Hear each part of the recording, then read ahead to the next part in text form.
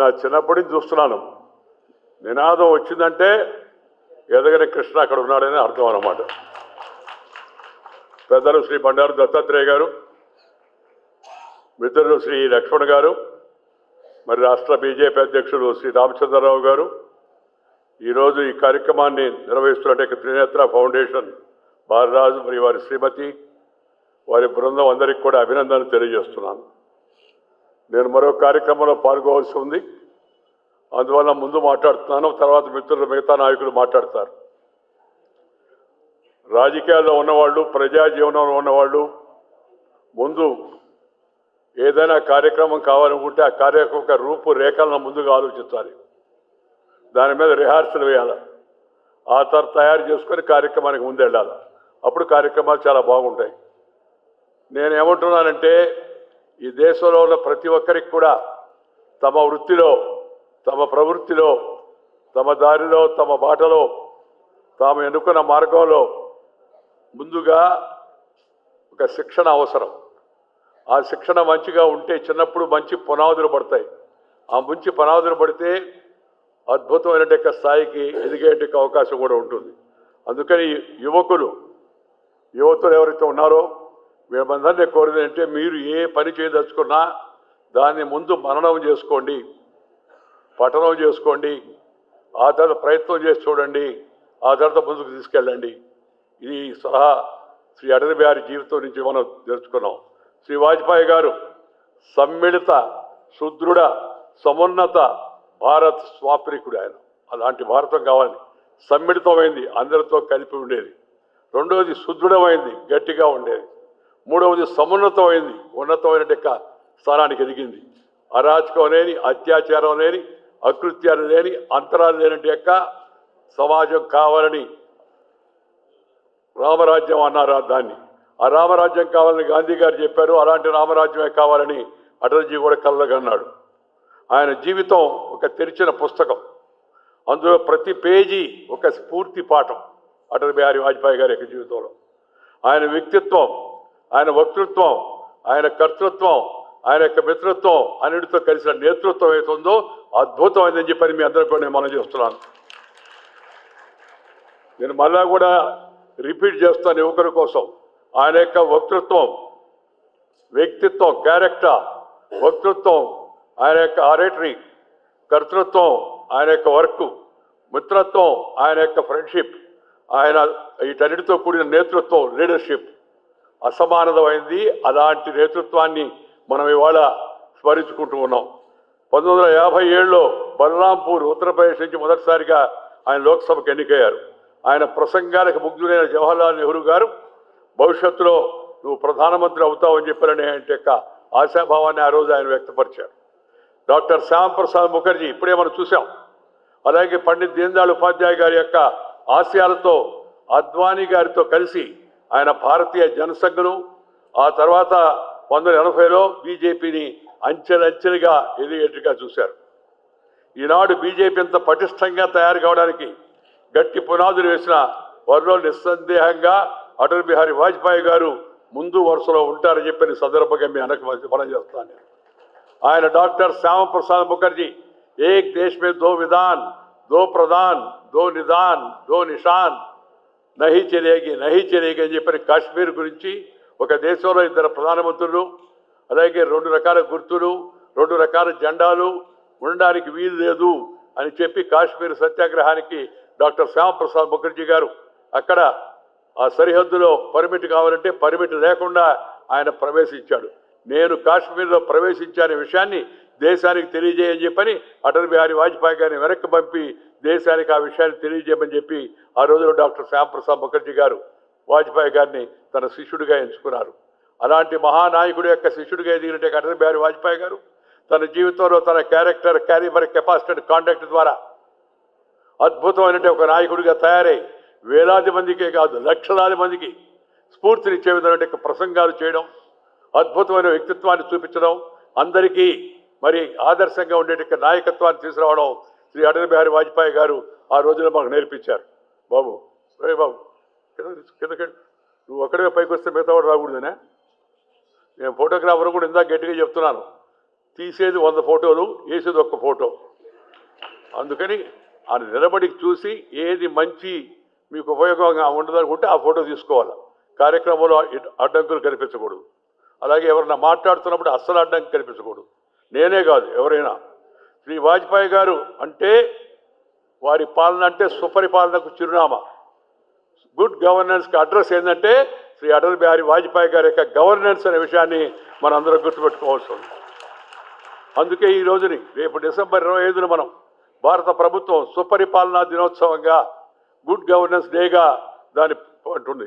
నేను ఇందాకే చెప్తున్నా మన మిత్రులతో, అటల్ బిహారీ వాజ్పేయి గారి యొక్క జయంతిని నగరంలో ఒక దగ్గర కాదు, ప్రతి ప్రాంతంలో, ప్రతి వార్డులో, ప్రతి అసెంబ్లీ నియోజకవర్గంలో, ప్రతి పల్లెటూరులో, ప్రతి గ్రామంలో, ప్రతి జిల్లాలో కూడా ఈ ఉత్సవాలు జరుపుకోవాల్సిన అవసరం ఎంతో ఉందంటే, ఎందుకంటే ఆయన జీవితం నుంచి మనం నేర్చుకోవాల్సింది, కొత్త తరం నేర్చుకోవాల్సింది, యువతరం నేర్చుకోవాల్సింది ఎంతో ఉందని చెప్పని ఈ సందర్భంగా నేను మనవి చేస్తూ ఉన్నాను.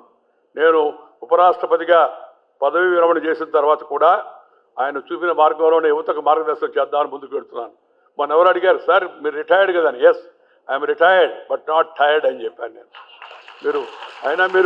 మీరు ఈ పదవి విరమణ చేసిన తర్వాత కూడా ఇంకా మాట్లాడుతూ ఉన్నారు సార్ ఎక్కడికి పోయినా అంటే, నేను చెప్పాను పదవి విరమణ చేశానే కానీ పెదవి విరమణ చేయలేదు, మాట్లాడుతూనే ఉంటారని.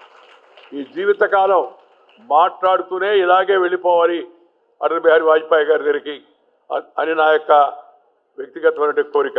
ఎందుకంటే ఆయన చూపిన బాటలోనే నా సుదీర్ఘ రాజకీయ ప్రయాణం కొనసాగించాను. అలాగే ఈ వేదిక పైన నాయకులు అందరూ కూడా అటల్జీ యొక్క జీవితం నుంచి స్ఫూర్తి పొందిన వాళ్లే. ఆ సిద్ధాంతాల నుంచి స్ఫూర్తి పొంది ఆదర్శంగా రాజకీయాలకు వచ్చి ఆదర్శాలు నడుపుతున్న వాళ్లే.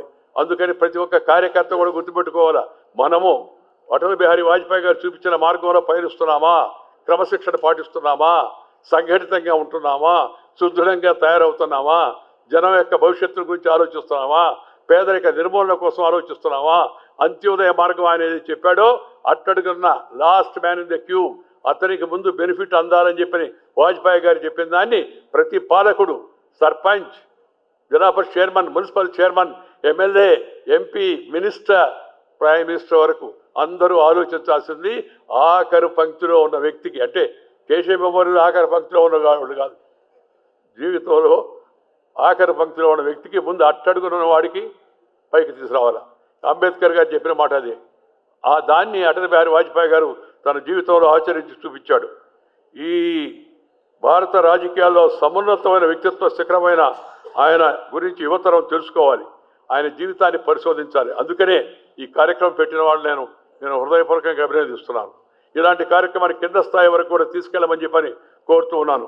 నైతిక పాలన, అడ్మినిస్ట్రేషన్ విత్ వాల్యూస్, సామాజిక బాధ్యత, సోషల్ రెస్పాన్సిబిలిటీ, అందరినీ కలుపుకోవడం, టేకింగ్ ఎవ్రీ వన్ అలాగ్ విత్, రాజ్యాంగం పట్ల అంకిత భావం. రాజ్యాంగం పట్ల అంకిత భావం అంటే పుస్తకం పట్టుకొని తిరిగితే రాదు. రాజ్యాంగాన్ని అర్థం చేసుకొని తమ నడవడికలో, తమ యొక్క కర్తవ్యంలో రాజ్యాంగబద్ధంగా మనం నడుస్తున్నామా, మనం చేసే ప్రసంగాలు, మనము నడిచే వ్యక్తిత్వం రాజ్యాంగబద్ధంగా ఉందా? ఎందుకంటే ఈ మధ్య మాట్లాడేవాడు కూడా చూస్తున్నాం, కొందరు బూతులు మాట్లాడడం సరదా అయిపోయింది, కొందరికి తప్పుడు భాష మాట్లాడడం, సంస్కారం అనే భాష మాట్లాడడం కొంతమందికి అలవాటు అయిపోయింది.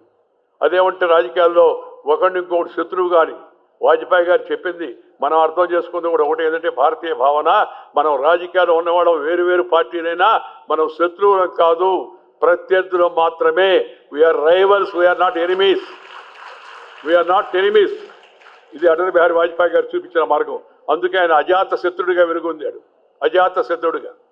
పార్లమెంట్లో అన్ని పార్టీలు వాజ్పేయి గారు మాట్లాడుతున్నారంటే చాలా ఆసక్తిగా నిశ్శబ్దంగా ఉండి ఆయన మాట్లాడే మాటలు వినేవాళ్ళు. వాజ్పేయి గారు మాట్లాడేటప్పుడు మధ్యలో కొద్దిగా పాస్ ఇచ్చేవాడు, కొద్దిగా గ్యాప్ ఇచ్చేవాడు. అది ఆయన ప్రత్యేక. ఈ లోపల నువ్వు ఆయన ఇందాక మాట్లాడింది ఏందనే విషయాన్ని ఆలోచించుకోవాలి, ముందు మాటకు సిద్ధం కావాలి. ఆ పాస్ ఇచ్చి మళ్ళీ ఎమోటివ్గా ఆయన ఉపన్యాసాలు ఉండేవి. ఆయన అన్నిటికన్నా ముఖ్యంగా జీవితంలో మనం గుర్తుపెట్టుకోవాల్సిందంటే అటల్ బిహారీ వాజ్పేయి గారు 1998లో పోఖ్రాన్ 2 అణుపరీక్షలు నిర్వహించి భారత్ను దృఢమైన దేశం అని నిరూపించాడు. ఆయన ఆటం బాంబును తయారు చేసే శక్తిని భారతదేశం కలిగి ఉందనే విషయాన్ని ప్రపంచానికి తెలియజెప్పాడు. ఇక్కడ అందరూ గమనించాల్సిన విషయం ఒకటి ఉంది, ఏంటంటే ఆటం బాంబు తయారు చేస్తానంటే ఎవరికైనా తెలిసిపోద్ది, ప్రయోగిస్తానంటే ఎవరు తెలిసిపోద్ది. పెద్ద అభివృద్ధి చెందిన దేశం అంటే అమెరికా కోప్పడింది. మనం దేనికి తెలుసా? ఆటం బాంబు చేసినట్టు కాదు, ఆటం బాంబు చేస్తున్నారని మాకు తెలవకపోయింది అని అమెరికా చాలా బాధపడింది, సిగ్గుపడింది. ఎందుకంటే ప్రపంచం మీద కన్నేసి ఉంటుంది అమెరికా. ప్రపంచంలో ఎక్కడెక్కడ ఏం జరుగుతుందో మనం చూస్తుంటుంది అమెరికా. నేను అగ్రరాజ్యం అనుకుంటుంది. అలాంటి అమెరికాకు కూడా తెలవకుండా అటల్ బిహారీ వాజ్పేయి పోఖరణలో విస్ఫోటనం కావించి ఈ దేశాన్ని శక్తివంతమైన దేశం అని చెప్పిన విషయాన్ని ప్రపంచం ముందు పెట్టాడు. ఆయన ఇంకో మాట చెప్పాడు, దిస్ న్యూక్లియర్ టెస్ట్, ఈ అణు పరీక్ష, అణు సాధనం అంటే మేము తయారుగా ఉన్నామని చెప్పడం కోసమే కానీ ఇతరుల మీదకు ఉపయోగించము. No first use. మేము ఆటం బాంబు ఎవరి మీద మొదటగా మేము ప్రయోగించము. అవతల వాళ్ళు ప్రయోగిస్తామంటే మేము సిద్ధంగా ఉన్నామని చెప్పడం కోసం మాత్రమే ఆటం బాంబుని తయారు చేశామని చెప్పాను ఆయన చెప్పడం జరిగింది. ఎంత గొప్ప విషయాన్ని చెప్పాడు చూడండి, చాలా సాదాగా సీదాగా ఎంత గొప్ప విషయాన్ని చెప్పాడు. అలాగే అమెరికా మనం ఆటం బాంబు పెట్టామని ఆర్థిక ఆంక్షలు, ఎకనామిక్ శాంక్షన్స్, అమెరికా ఎవరి మీద మాట్లాడితే అందరి మీద, ఇప్పుడు ఆయన కూడా అందరినీ బెదిరిస్తున్నాడు, మీ మీద శాంక్షన్ పెడతాను, మీ మీద శాంక్షన్ వేస్తాను, మీ మీద సుంకాలు వేస్తానని చెప్పని. ఒక దేశ అగ్రరాజ్యం అని చెప్పుకునే ప్రజాస్వామ్య దేశ అధినేత ప్రవర్తించాల్సిన తీరు కాదు. This is not expected from American president. The language is using, the way is making remarks against other nations. It is not good for the country, it is not good for his country or any country. ఆయన ఒక మాట చెప్పాడు, ఏమనంటే నేను ఆంక్షలు విధిస్తున్నాను, నా వల్లనే అందరూ సర్దుకుంటున్నారు, నా వల్లనే యుద్ధాలు ఆగిపోతున్నాయి అని. పాకిస్తాన్ ఎవరైతే మన దేశంపై దండయాత్ర చేయడం కోసం ప్రయత్నం చేసి చొరబాటుదారులను పంపించి అక్రమ చొరబాటుదారుని పెహల్గాంలో 26 మంది చనిపోవడానికి కారణమై నిత్య హింసాకాండ పాల్పడడం కోసం టెర్రరిస్టులు తయారు చేస్తున్న ఆ దేశ సైనిక అధ్యక్షుడిని వైట్ హౌస్కి పిలిచి విందిస్తాడు అమెరికా అధ్యక్షుడు. చాలా శోచనీయమైన విషయం ఇది. అమెరికా లాంటి దేశం చేయాల్సిన పని కాదు. ప్రజాస్వామ్య దేశాన్ని గౌరవించాలి. అమెరికా పాత ప్రజాస్వామ్య దేశం, పురాతనమైంది. మంది ప్రపంచంలో కల పెద్ద ప్రజాస్వామ్య దేశం భారతదేశం అనే విషయాన్ని కూడా గుర్తుపెట్టుకోవాల్సిన అవసరం ఎంతో ఉంది. అందుకే అమెరికా అధ్యక్షుడు ఎంత మాట్లాడినా, ఎన్ని రకాల వ్యాఖ్యలు చేసినా మన ప్రధానమంత్రి కదలలేదు, మెదలలేదు. నిశ్శబ్దంగానే మనము ఎలాంటి లొంగుబాట్లకు పొంగుబాట్లకు మేము సిద్ధంగా లేవనే విషయాన్ని ప్రధానమంత్రి గారు తెలియజెప్పాడు. ఎందుకంటే ఆ పాకిస్తాన్ అధ్యక్షుడు పిలిచిన తర్వాత ఆలోచించుకొని మోడీ గారిని కూడా పిలిచాడు వైట్ హౌస్కి రమ్మని. మోడీ గారు గౌరవంగా తిరస్కరించాడు, గౌరవంగా. ఆ తర్వాత అక్కడ పాలస్తీనా ఆ యుద్ధాన్ని ఆపాను, గాజా దీన్ని అని ప్రపంచ దేశాలని పిలిచి అక్కడ ఆయన శాంతి దూతగా ఆయన చేత అనిపించుకోవడం కోసం ఒక పెద్ద సమావేశం పెట్టాడు. మన మోడీ గారిని ఆహ్వానించాడు. మోడీ గారు వెళ్ళ ఒక జూనియర్ మంత్రి కీర్తివర్ధన్ సింగ్ అని చెప్పని కేపీ సింగ్ అని ఆయన్ని పంపించాడు. రాజనీతి, దౌత్యనీతి అంటే అలా ఉండాలి. మాట్లాడకూడదు, రెచ్చిపోకూడదు, చేయాల్సిన పని చేసి చూపించాలి. మనం స్వతంత్ర దేశం మాది, ఎవరు బెదిరింపులకు లొంగేవాళ్ళం కాదనే విషయాన్ని శ్రీ నరేంద్రభాయ్ మోదీ ఆ చర్యల ద్వారా అమెరికాకు తెలియజెప్పడిన సందర్భంగా మనం చేస్తున్నాను. ఈరోజు నా దేశ భద్రత కంటే నాకు ఏది ముఖ్యం కాదని చెప్పాడు మోడీ గారు. నా దేశ భద్రత కంటే నాకు ఏది ముఖ్యం కాదని చెప్పాడు. వాజ్పేయి గారు చెప్పిన మాట అది. ఆ అమెరికా ఆంక్షలు విధించినా, ఈ ఆంక్షలు విధించినా, ఎన్ని విధించినా నా దేశ భద్రత, nation first, party next, self last అనే సిద్ధాంతాన్ని నమ్మాడు ఆయన. దేశం ముందు దేశాన్ని గురించి ఆలోచించు, తర్వాత పార్టీ గురించి ఆలోచించు, ఆ తర్వాత వ్యక్తిగతంగా సొంతాన్ని గురించి ఆలోచించాలి. Now some of the leaders are following it in reverse. Person first, party next and country last. చాలామంది ఆలోచించేది నా సంగతి ఏంది, చిట్టినాపజకు శ్రీరామ రక్ష, దేశం సంగతి దేవుడు ఇరుక అన్నటువంటి సామెత. అలా వ్యక్తులు తమ స్వార్థాన్ని గురించి ఆలోచిస్తున్నారు. ఈ ధోరణి మారాలి. వాజ్పేయి గారు చెప్పిన ఆ మాట అవుతుందో, నేషన్ ఫస్ట్ అనే విషయాన్ని ప్రతి ఒక్క వ్యక్తి తన జీవితంలో గుర్తుపెట్టుకోవాల్సిన అవసరం ఉంది. తర్వాత పార్టీ, తర్వాత సంస్థ ఏదైనా ఉంటే అది, ఆ తర్వాత సొంతం అనే విషయాన్ని మనం ఆలోచించి దాన్ని ఆచరణలో పెట్టడం అవుతుందో అది ఆయనకి అర్పించే నిజమైన నివాళి అనిపిస్తుందని మేము అందరికీ మనం చేస్తాను. వాజ్పేయి గారు శాంతిని ఎంతగా ప్రేమించేవారో దేశ రక్షణ విషయంలో అంత కఠినంగా ఉండేవాడు ఆయన. పాకిస్తాన్తో సంబంధాలు మెరుగుపరచుకోవడానికి ఢిల్లీ, లాహోర్ బస్సు యాత్ర ప్రారంభించి శాంతి మార్గాన్ని చూపించాడు ఆయన. కానీ అదే పాకిస్తాన్ కార్గిల్ వద్ద దొంగ దెబ్బతీయాలు చూసినప్పుడు భారత సైన్యానికి పూర్తి స్వేచ్ఛనిచ్చి శత్రువును తరుముకొట్టినట్టుగా ధీరోదాత్తుడు కార్గిల్ యుద్ధంలో శ్రీ అటల్ బిహారీ వాజ్పేయి అనే విషయం మనం గుర్తుపెట్టుకోవాల్సిన అవసరం ఎంతో ఉంది. శత్రువు పర్వతాల పై నుండి మన శత్రువు అటు చైనా కానీ ఇటు పక్కన పాకిస్తాన్ కానీ ఆ పైనుండి ఎత్తుటి ప్రదేశంలో ఉండి మన సైనికుల ప్రాణాలు తెగించి పోరాడుతున్నప్పుడు అటల్జీ స్వయంగా సరిహద్దుకు వెళ్ళి ఆ సైన్యంలో ధైర్యాన్ని నిలిపాడు. ఆయన అంత తీశారు. భారతదేశ మౌలిక సదుపాయాల రంగంలో వాజ్పేయి గారు తీసుకొచ్చిన విప్లవం మరువలేంది. ఆయన స్వర్ణ చతుర్భుజ యోజన, గోల్డెన్ కోఆర్డినేటర్, అటక్ నుంచి కటక్ వరకు, కాశ్మీర్ వరకు అన్ని వైపులా స్వర్ణ చతుర్భుజ యోజన, జాతీయ రహదారిని ఏర్పాటు చేశాడు. టెలికాం రంగంలో విప్లవమైన మార్పులు తీసుకొచ్చాడు. అందరికీ ఫోన్ సౌకర్యం కల్పించే విధంగా. అలాగే విద్యారంగంలో కూడా మార్పులు తీసుకొచ్చాడు. ఈ అనేక రకాలైన సంస్కరణలు తీసుకొచ్చాడు. నరసింహరావు గారు, ఆయన పేరేంటి, మన మన్మోహన్ సింగ్ గారు, నరసింహరావు గారు సంస్కరణలు మొదలుపెట్టిన వ్యక్తి, అనుమానం లేదు. దాంట్లో మనం ఈరోజు కూడా ఆయన గుర్తుపెట్టుకోవడం మంచిదే. కానీ సంస్కరణల ఆచరణలోకి తీసుకొచ్చే వ్యక్తి అటల్ బిహారీ వాజ్పేయి గారి విషయాన్ని మనం మర్చిపోకూడదని మీ అందరికీ కూడా మనం చేస్తున్నాం. ఆ సంస్కరణ మరింత వేగంగా ఇవాళ మోడీ గారు ముందుకు తీసుకెళ్తున్నాడు. దాని గురించి మళ్ళా తర్వాత మనం ఆడుకుందాం. ఈ స్వర్ణ చతుర్భుజ దేశంలో 4 ప్రధాన నగరాలను అనుసంధానిస్తూ ఆయన నిర్మించిన రహదారులు నేడు భారత ఆర్థిక వ్యవస్థకు వెన్నెముకగా నిలబడ్డాయి ఆ రోడ్లు. అలాగే ఆయన స్ఫూర్తితోనే దేశంలో ఉన్న అన్ని రకాల మౌలిక సదుపాయాలు బాగా వేగాన్ని అందుకున్నాయి.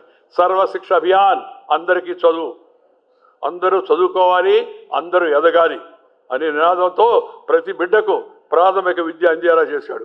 వాజ్పేయి గారి కిసాన్ క్రెడిట్ కార్డ్ వ్యవసాయ రంగంలో ఒక గొప్ప పథకం. ఎక్కువ వడ్డీకి అప్పులు తెచ్చే రైతులకు వారికి అలాంటి ఇబ్బందులు లేకుండా తక్కువ వడ్డీకి బ్యాంకుల ద్వారా రుణాలు ఇచ్చేట ఈ కిసాన్ క్రెడిట్ కార్డు రైతుల యొక్క జీవితాల్లో ఎంతో వెలుగులోకి తీసుకొచ్చింది. లాల్ బహదూర్ శాస్త్రి గారు ఇచ్చిన నినాదం జై జవాన్ జై కిసాన్ అన్నాడు ఆయన. వాజ్పేయి గారు జై జవాన్ జై కిసాన్ జై విజ్ఞాన్ అని చెప్పని ఆయన నినాదాన్ని జోడించాడు. అంటే టెక్నాలజీ ఎంత ప్రభావం ఉంటుందో ఆ రోజుల్లోనే ఆయన ఊహించి జై జవాన్, జవాన్లకు మనం ఎప్పుడు సెల్యూట్ చేయాలా. మన దేశం కోసం సరిహద్దులో ఉండి పోరాడుతున్న మన సోదరులు, వాళ్ళని ఎప్పుడూ మనం గుర్తుపెట్టుకోవాలి. వాళ్ళకి అండగా నిలబడాలి. మనం వాళ్ళని అవమానపరిచే మాటలు కూడా చేయకూడదు. రెండోది జై కిసాన్, మన దేశంలో అందరికీ అన్నం పెట్టేట ఆ రైతుని ఎప్పుడు మనం మర్చిపోకూడదు. అందుకని ఆయనకి జైజేలు పలకాల. ఆ తర్వాత జై విజ్ఞాన్, సైంటిస్టులు. మొన్న మన మోడీ గారు ఇచ్చినట్టు ఆపరేషన్ సింధూర్, ఆయన హయాంలో ఆపరేషన్ సింధూర్ 22 నిమిషాల్లో పాకిస్తాన్లో ఉన్న సైనిక ఏదైతే టెర్రరిస్ట్ స్థావరాలు ఉన్నాయో వాటన్నిటిపైకి వెళ్ళి విత్ ప్రెసిషన్ సరిగ్గా గుర్తించి ఎక్కడున్నాయో మిగతా మనుషులకు దెబ్బ తగలకుండా ఆ టెర్రరిస్టు శిబిరాలను ధ్వంసం చేసేట విధానం అవుతుందో that is operation Sindoor. That's why we say hats off to the army, hats off to the navy, hats off to the air force. అదే కాదు, hats off to the scientist. మన హైదరాబాద్లో DRDO ఉంది. అక్కడ వాళ్ళు అందించిన అద్భుతమైన బ్రహ్మోస్, ఆ యొక్క శక్తివంతమైన ఆయుధాలు ఉండబట్టే మన దగ్గర మన ఆపరేషన్ సింధూర్ని విజయవంతంగా చేయగలిగాం. అందుకని ముందుగా ఊహించి వాజ్పేయి గారు ఆ జై విజ్ఞానం చెప్పని మనకు తీసుకొచ్చాడు. దేశ పురోగతిలో సైన్స్ అండ్ టెక్నాలజీ యొక్క ప్రాధాన్యత, పరిశోధనలో వేగాన్ని పెంచాలనే విషయాన్ని ఆయన తెలియజెప్పాడు. చంద్రయాన్ మిషన్కు పునాది వేసింది కూడా ఆయనే. ఇప్పుడు మనం ప్రపంచంలో ఈ యొక్క మన ఏరో యాక్టివిటీలో మనం ముందున్నాం. దానికి పునాదులు పడిన ఆ రోజు అటల్ బిహారీ వాజ్పేయి గారి యొక్క హయాంలో చంద్రమండలానికి వెళ్ళాం. ఇంకా మిగతా ప్రయోగాలు చేస్తున్నాం. ఇస్రో లాంటి యొక్క సంస్థలో ఉన్న వారి సైంటిస్ట్ అందరూ జై విజ్ఞానం చెప్పి ఎందుకు అంటున్నామంటే వాడు చూపిస్తున్న అద్భుత ప్రతిభ కారణంగానే ప్రపంచంలో ఇవాళ మనం ఆ రంగంలో అందరికన్నా ముందున్నాం. ఇతరులు మన వైపు చూస్తూ ఉన్నారు. దేశ ఆర్థిక ముఖ చిత్రాన్ని మార్చే FRBM fiscal responsibility and budget management చట్టం తెచ్చి ప్రభుత్వ ఖర్చుపై క్రమశిక్షణ తెచ్చాడు. ఇది చాలా ముఖ్యం. ఇప్పుడున్న ప్రభుత్వం కూడా ఆ విషయాన్ని గట్టిగా పట్టించుకోవాల్సింది. లేకపోతే ప్రభుత్వాల్లో ఉన్న నాయకులు, పార్టీలు తమ దగ్గర డబ్బులు లేకపోయినా అన్నీ ఫ్రీ. ఆడవాళ్ళందరూ అడిగారు వచ్చి, మేము బస్సులో తిరుగుతూ ఉంటామండి, మాకు ఫ్రీగా ఇవ్వండి అని. ఎక్కడి నుంచి ఫ్రీగా తెచ్చిస్తారు? ఆర్థిక వ్యవస్థ దానికి అనుమతిస్తుందా? మన ఆర్థిక బడ్జెట్ ఆ మాత్రం మన దగ్గర ఉందా? మనకు అప్పులు ఎంత మాత్రం ఉన్నాయి? అప్పులు తీర్చే మార్గం మన దగ్గర ఉందా? కొత్త మన హామీలు ఇస్తున్నాం, రకరకాల హామీలు ఇస్తున్నాం. మన మెడ్రాస్ హైకోర్టు చెప్పింది, ఇలా వదిలేస్తే ఊరిని అన్నం పెట్టడమే కాదు, మీ నోట్లో కూడా పెట్టి సాంబార్ అంతా కూడా లోపల దాకా పోయేట్టుగా అరిగేట్టు కూడా చేస్తామని చెప్తారు. రాజకీయ పార్టీలు దీని గురించి ఆలోచించాలని చాలా కఠినంగా హైకోర్టు అభిప్రాయపడింది. ఇది హైకోర్టు నిర్ణయించాల్సిన విషయం కాదు, హైకోర్టు వ్యాఖ్యానం మంచిది, కానీ ఇలాంటి విషయాలను నిర్ణయించుకోవాల్సింది ప్రభుత్వం, పార్లమెంట్, అసెంబ్లీలో అడగాల. ఏమయ్యా నువ్వు ఈ అన్ని రకాలు అన్నీ ఫ్రీ అంటున్నావు, అన్నీ ఫ్రీ అంటే ఏమవుతుంది? పనులు సోంబేరిగా తయారవుతున్నారు. ఇంగ్లీష్లో ఒక సామెత ఉంది, teach him how to catch a fish, don't give him a fish అని. చేపను ఇవ్వద్దు, చేపను పట్టేంటికి విద్యను నేర్పించు అని చెప్పి అన్నాడు. చేపను కానీ ఫ్రీగా ఇవ్వడం మొదలు పెడితే మధ్యాహ్నం కొరమేని ఇస్తే సాయంత్రం నాకు బొచ్చు కావాలంటాడు. ఎవరైనా అంతే కదా, సహజంగా ఎవరైనా అంటారు కదా. అవసరమైందాన్ని ఇప్పుడు వికలాంగులు ఉన్నారు, అశక్తులు ఉన్నారు, నిరుపేదలు ఉన్నారు, కటిక దరిద్రంతో వాడకి నువ్వు ఉచితంగా ఇవ్వు. నా ఉద్దేశంలో అసలు దేశంలో ఉచితంగా ఇవ్వాల్సిన రెండే, ఒకటి చదువు, రెండు వైద్యము. ఈ రెండు పేదవాళ్ళకి ఉచితంగా ఇవ్వాలి. మిగతా ఉచితంగా ఇచ్చే పథకాలు ఏతున్నాయో అనర్థదాయకమైనవి, సోంబేరులను తయారు చేస్తాయి. సోంబేరులు రామచంద్రరావు కూడా ఉంటున్నాను అనుకుంటాను నేను. బీజేపీ కానీ మిగతా ఏ పార్టీ అయినా సరే జనాన్ని సోంబేరులుగా తయారు చేయకూడదు, పని మార్గం చూపించాలా, స్కిల్ డెవలప్మెంట్లో ట్రైనింగ్ ఇవ్వాలా, స్కిల్ శిక్షణ, నైపుణ్య శిక్షణలో వాళ్ళకి అవకాశం కల్పించాలి. తద్వారా వాళ్ళ కాళ్ళపై వాళ్ళు నిలబడేట్టుగా చూడాలి. కానీ ప్రభుత్వం చూస్తారు, అన్ని ఫ్రీకి ఇస్తుంటే ఎవరు వద్దంటాడు, తీసుకుంటాడు. ఇంకా ఇంకా ఇంకా ఇంకా నీ ఉదయం తీసుకుంటున్నాడు, సాయంత్రం అక్కడికి పోతున్నాడు. ఎక్కడికి? అక్కడికే, నేను చెప్పలే, సాయంత్రం అక్కడికి పోతున్నాడు, తిరిగి గవర్నమెంట్కి మళ్ళీ చెల్లిస్తున్నాడు. మొన్న ఒక ఆయన చెప్పాడు, సార్ మేము అంత అమాయకులు కదా, డబ్బులు లేవనుకుంటున్నారా, ఉదయం ఇస్తాము డబ్బు ఫ్రీగా, సాయంత్రం వల్ల తిరిగి వసూలు చేసుకుంటాం కదా సార్, ఆ షాప్కి వస్తాడు కదా ఆటోమేటిక్గా. ఎంత దుర్మార్గం చెప్పండి, ఎంత దుర్మార్గం చెప్పండి. మనం ఏ విధంగా మనం ముందుకు వెళ్తున్నాం? అందుకని ప్రభుత్వాలని ఆలోచించాల్సిన అవసరం ఉంది. ఉచితాలకు స్వస్తి చెప్పాలి, ఉచితము అనుచితం అనే విషయాన్ని గమనించాలి. కష్టపడే వ్యక్తికి శ్రేయస్సుని ఇవ్వాలి. ఊరికి రోడ్డు వేయాలా, ఊరికి కరెంట్ ఇవ్వాలా, ఊరిలో బడి పెట్టాలా, బడికి బిల్డింగ్ కట్టాలా, బిల్డింగ్లో టీచర్ ఉండాలా, టీచర్కి కావాల్సిన పుస్తకాలు అందించాలా, అలాగే హాస్పిటల్ కట్టించాలా, డాక్టర్ ఉండాలా, నర్సు ఉండాలా, కావాల్సిన ఆపరేషన్ థియేటర్ ఉండాలా. వీటికి కొన్ని గ్రామాలకు కలిపి కనీసం ఒక సముదాయ ఆసుపత్రిని మనం నిర్మాణం చేసుకోవాలా. ఎన్ని పోస్టులు ఉన్నాయి దాంట్లో? మన ఎవరు చెప్తున్నారు, ఒక యూనివర్సిటీలో సార్ ఇన్ని పోస్టులు ఉన్నాయి, దాంట్లో 4వ వంతు కూడా లెక్చరర్స్ లేరు సార్ అని. ప్రతి యూనివర్సిటీ కూడా ఒకసారి చూడండి కావాలంటే.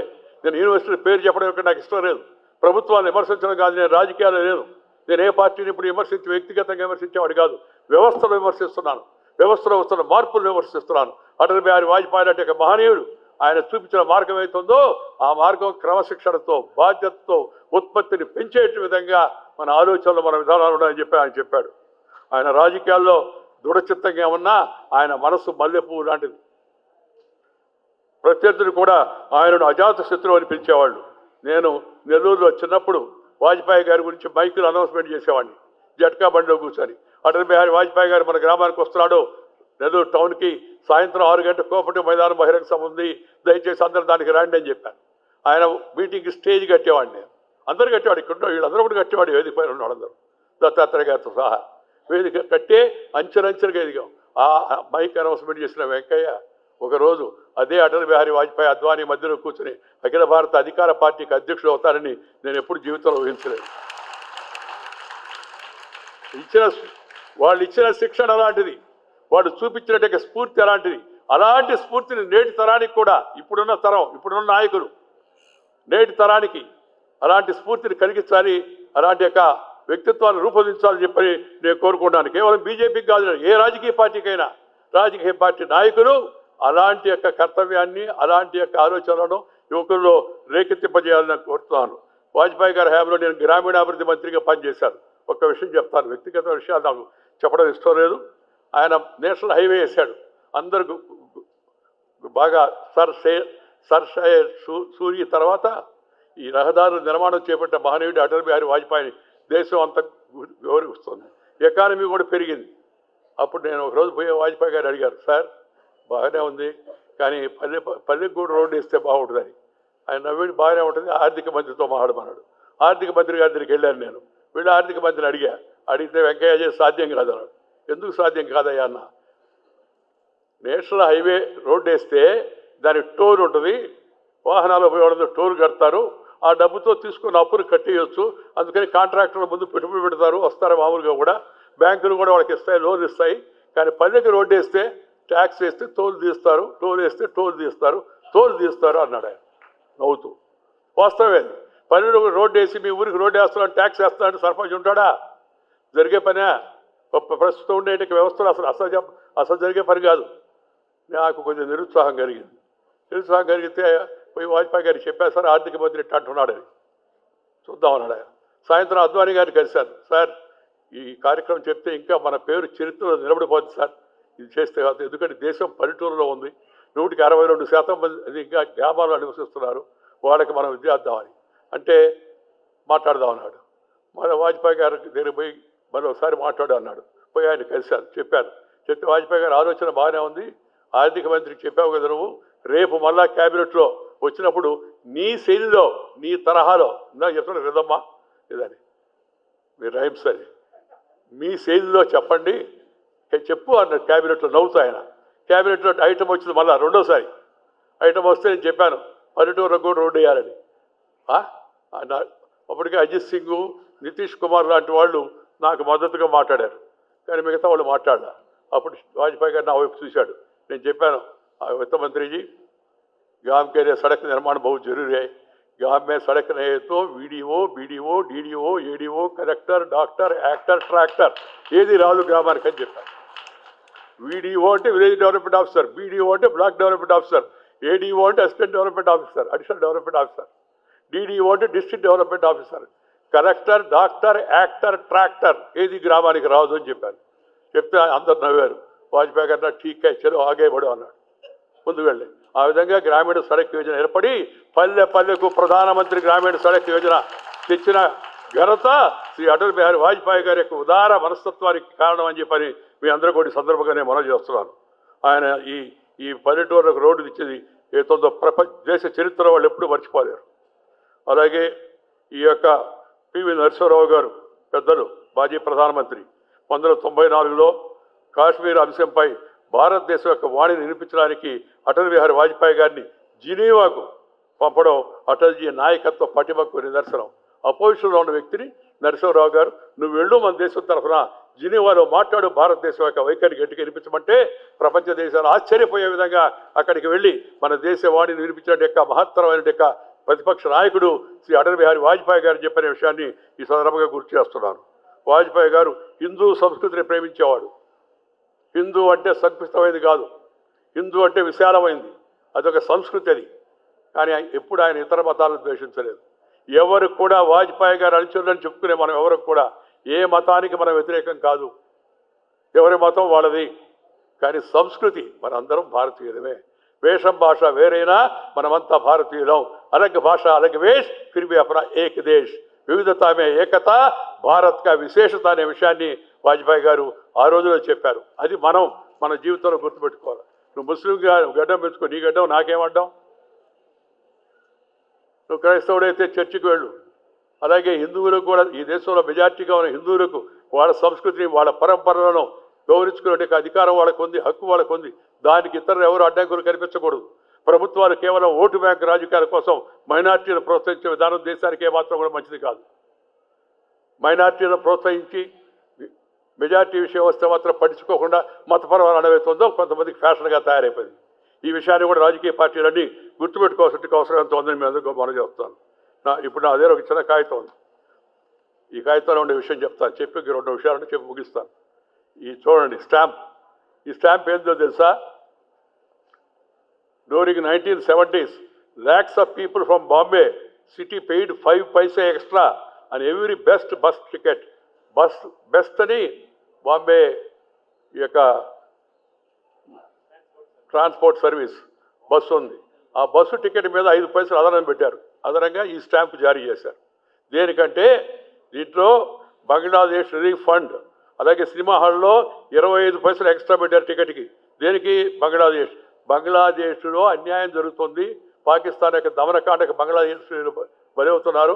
అందుకని బంగ్లాని విముక్తం చేయాలనే పోరాటానికి ఆ రోజున ఉన్న ముజిబుర్ రెహమాన్ నాయకత్వాన మన భారతదేశం పాకిస్తాన్లో తూర్పు పాకిస్తాన్, పరమ పాకిస్తాన్, తూర్పు పాకిస్తాన్ మాకు బంగ్లాదేశ్గా కావాలా, మేము బంగ్లా భాష మాట్లాడడం అని చెప్పారు. అంటే వాళ్ళ కోసం మద్దతుగా నిలబడడం కోసం భారత ప్రభుత్వం ఈ స్టాంపు జారీ చేసింది.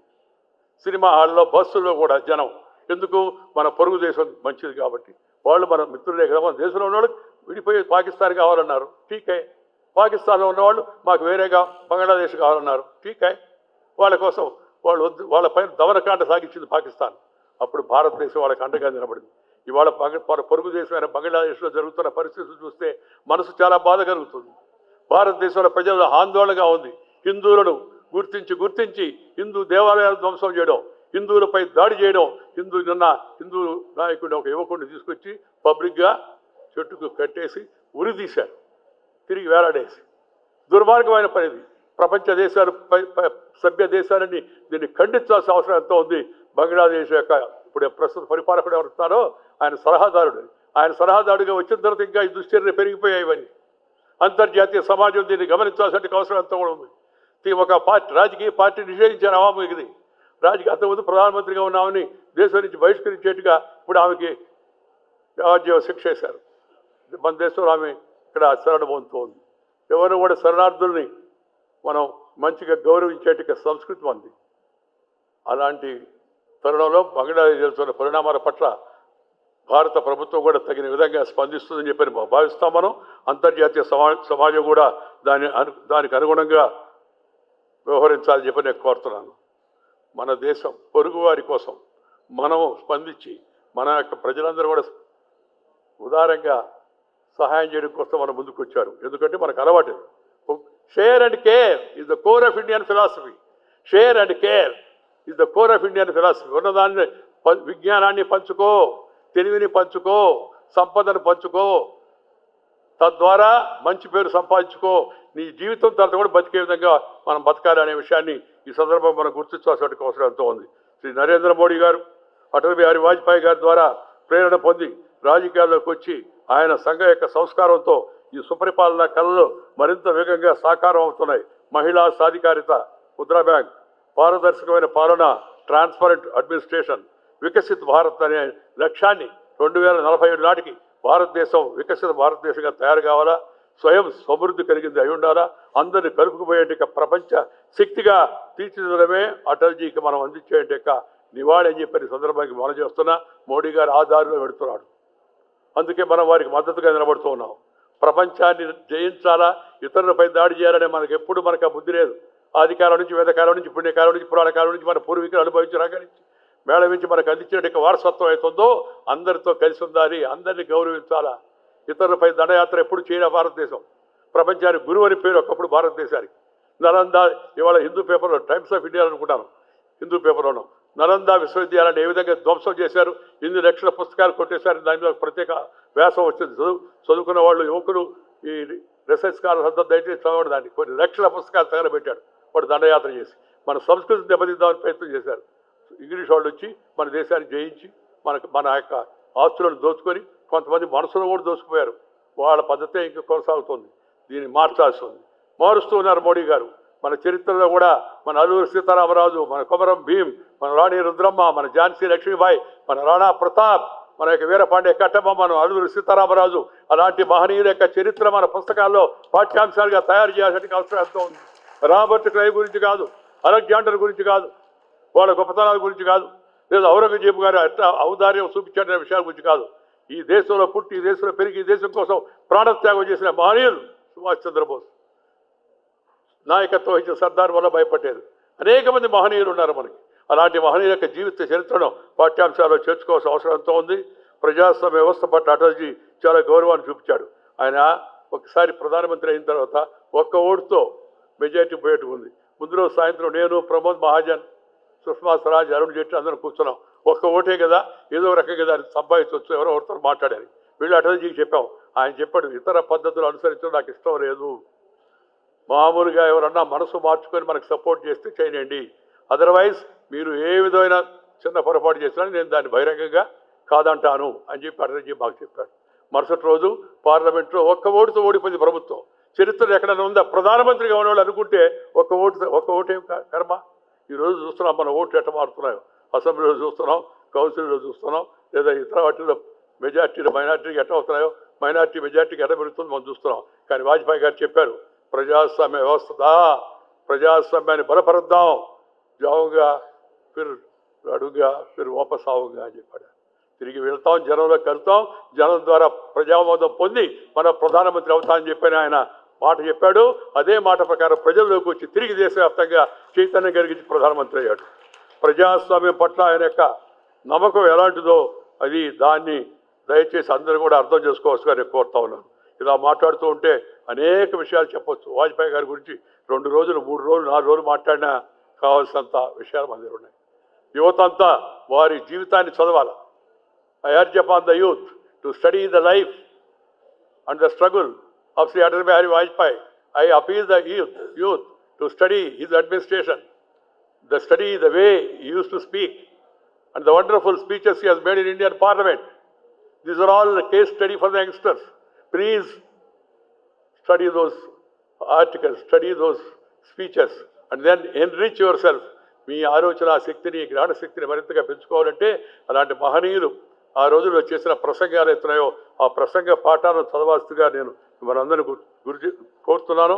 ఈరోజు ఇంత మంచి కార్యక్రమం ఏర్పాటు చేసేట ఈ ఫౌండేషన్కి మరొకసారి హృదయపూర్వక అభినందన తెలుపుతూ, నేను ఇందాకే చెప్పాను, నేను మళ్ళీ ఇంకో కార్యక్రమానికి కొల్లూరుకి వెళ్ళాల్సి ఉంది. కొల్లూరు అందుకని ముందు మాట్లాడతాను. మామూలుగా ఎక్కడైనా సరే నన్ను ఆఖరి కృష్ణుడిగా పెడుతుంటారు. రాయబారం నాటకంలో 1వ కృష్ణుడు, 2వ కృష్ణుడు, 3వ కృష్ణుడు, ఆ పద్యాలన్నీ పాడాలంటే ఒక కృష్ణుడు పాడలేడు. అందుకని రాయబారం నాటకం చూసి వాళ్ళకి తెలిసి ఉంటుంది. చాలామందిని కృష్ణుడు వస్తూ ఉంటారు, పాట పాడుతూ ఉంటారు. లాస్ట్ ఆఖరి కృష్ణుడు వస్తారు. అలా మామూలుగా ప్రతి దగ్గర నన్ను ఆఖరి కృష్ణుడిగా పెట్టేవాళ్ళు. కారణం ఏందో మీకు తెలుసు, నేను చెప్పలే. కానీ ఈరోజు నేను చెప్పాను బాలరాజు, నేను ముందు మాట్లాడి వెళ్ళాల్సి ఉంది. మన మిగతా నాయకులు ఉన్నారు, వాళ్ళు మాట్లాడతారు దయచేసి. అందుకని నన్ను ముందు మాట్లాడించమని, దాని ప్రకారం నన్ను ముందు మాట్లాడిస్తున్నందుకు వారికి ధన్యవాదాలు చెప్తూ, ఈరోజు ఇంత పెద్ద ఎత్తున ఈ యొక్క కేశవ మెమోరియల్ స్కూల్ యొక్క అద్భుతమైన పాఠశాల ఇది one of the best institutions, education institutions in the state of Telangana. Standards, values, culture, all these things are joined together in this college, in this school, in various institutions, law college, engineering college, different institutions are there. I was trained here in this school in 1967, in my first year of the OTC, 66 or 67, in the same school. And this has given an inspiration to many people. It has become a center of this activity in Hyderabad city. So I also compliment the college and the school and the management for the wonderful work they are doing. And I would like to thank each one of you. మిమ్మల్ని అందరినీ కూడా ఆఖరికి ఒక మాట చెప్పుకో, వాజ్పేయి గారు ఐక్యరాజ్య సమితికి వెళ్ళి మన దేశం తరఫున హిందీలో మాట్లాడాడు. ఐక్యరాజ్య సమితిలో భారతదేశం తరఫున వెళ్ళి భారతీయ భాషలో మాట్లాడే మొదటి నాయకుడు అటల్ బిహారీ వాజ్పేయి గారి విషయం మనం గుర్తుంచుకోవాలి. అందుకని దయచేసి అందరూ మాతృభాషను ప్రోత్సహించండి. ఇంటిలో, వీధిలో, గుడిలో, బడిలో అమ్మ ఒడిలో నుంచి వచ్చిన భాష అవుతుందో ఆ భాష అమ్మ భాష, తెలుగు భాష అమ్మ భాష, ఏదైనా కానీ మీ మాతృభాష. హిందీ అయితే హిందీ, ఉర్దూ అయితే ఉర్దూ, నాకు అంటే అభ్యంతరం లేదు. కానీ మాతృభాషను, కన్న తల్లిని, జన్మభూమిని, మాతృభాషను పాఠం చెప్పిన గురువును మర్చిపోయిన వాడు మానవుడే కాదని చెప్పి నేను భావిస్తుంటాను. అందుకని ఇంగ్లీషు సంస్కృతిని పక్కన పెట్టి అందరూ మాతృభాష నేర్చుకోండి. మాతృభాష కళ్ళ లాంటిది, ఇంగ్లీష్ భాష కళ్ళద్దాలు లాంటిది. కళ్ళు చూపుంటే కళ్ళద్దాలు పనిచేస్తాయి. కళ్ళ చూపే లేదనుకోండి, కళ్ళద్దాలు రెబాన్కి రాసి పెట్టుకున్నా జుబాన్ నుంచి ఏం రాదు అనే విషయాన్ని గుర్తుపెట్టుకోవస్తుగా అందరిని కోరుతూ యువతరాన్ని మాతృభాష వైపు మళ్లించమని, దాన్ని ప్రోత్సహించమని తల్లిదండ్రులకు విజ్ఞప్తి చేస్తూ, ఈ మమ్మీ డాడీ కల్చర్ వదిలిపెట్టి అమ్మా, నాన్న, తాత, అన్నయ్య, అక్కయ్య అనాల. మా డ్రైవర్లు కూడా మాడుతున్నారు. ఇప్పుడు ఈ జబ్బు, ఇంగ్లీష్ జబ్బు వచ్చింది అందరికీ. ఇంకోటి ఫోన్ చేస్తున్నాడు, ఏంటంటే బ్రో బాగున్నావా అని. ఎవడరా బ్రో అన్న, బ్రోకరా అన్న. ఏం బ్రోకర్ అన్న? బ్రోకర్ కాదు సార్ అన్న. ఏదంటే బ్రో అంటే బ్రదర్ అట, బ్రో అంటే brother. Mahatma Gandhi road MG road, Sardar Patel road SP road. ఈ జబ్బుని వదిలేసి పూర్తి పేరుతో మనుషుల్ని పిలిచే పద్ధతి, ఆ సాంప్రదాయం, ఆ సంస్కృతిని అందరూ కూడా పాటించవలసిగా కోరుతూ మీ దగ్గర సెలవు తీసుకుంటూ నమస్కారం. జై హింద్. అందరు గట్టిగా జై హింద్, జై హింద్. మూడోసారి ఆ ఎరకొన్న పెద్దలు గట్టిగా అనడం, జై హింద్, జై హింద్. కూర్చోండి.